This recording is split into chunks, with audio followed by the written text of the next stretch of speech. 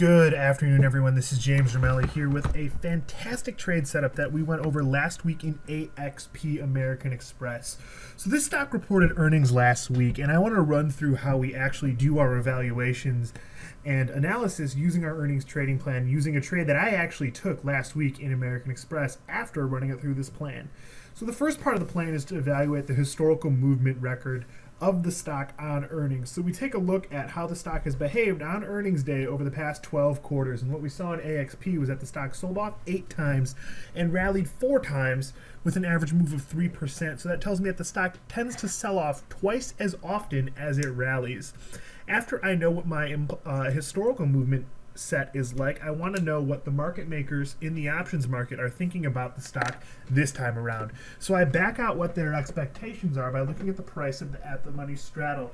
So with stock trading at 62.85, I could see that they were implying around $2.45 in movement through Friday's expiration, which just so happened to be the next day.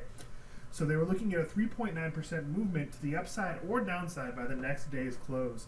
Using that metric, I'm able to calculate upside and downside targets. These are essentially implied closes that the market maker thinks are in play for the next day.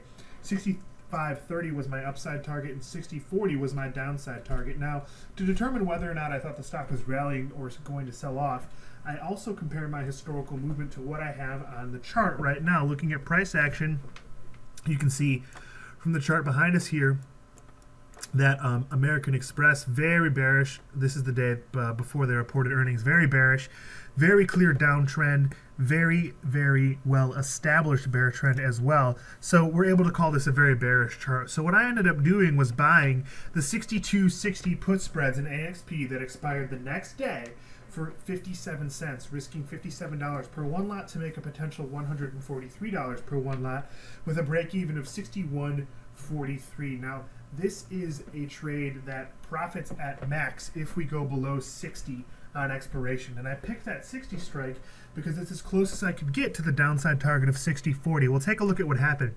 The stock got absolutely crushed on earnings and traded as low as 54.15, closing right around 55.10 or so. So this spread went to max value, and I was able to get the full $143 potential return against my $57 in risk. Now this is a fantastic reward to risk setup. I was able to take $57 and turn it into $200 overnight. So I essentially had a 2.5 to 1 reward to risk ratio here and got every bit of that.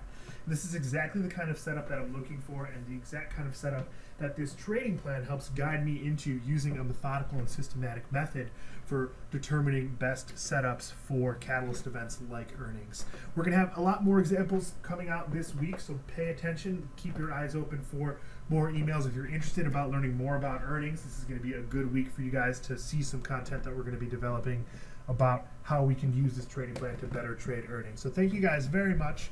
Everyone have a fantastic rest of your weekend, rest of your week, and as always, happy trading. Thanks, guys.